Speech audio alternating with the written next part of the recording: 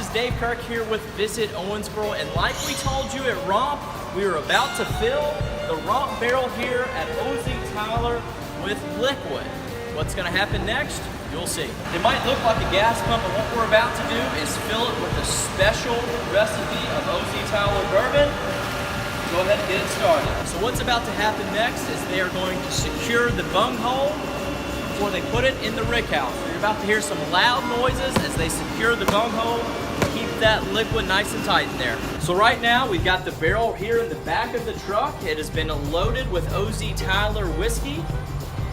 Here in a bit, we're gonna take that barrel, we're gonna put it here in this rick house that you're about to see, and we'll get it aging.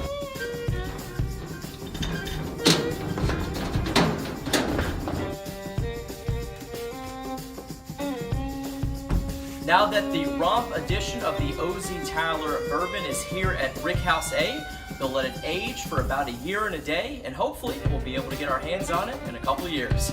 For Visit Owensboro, I'm Dave Kirk.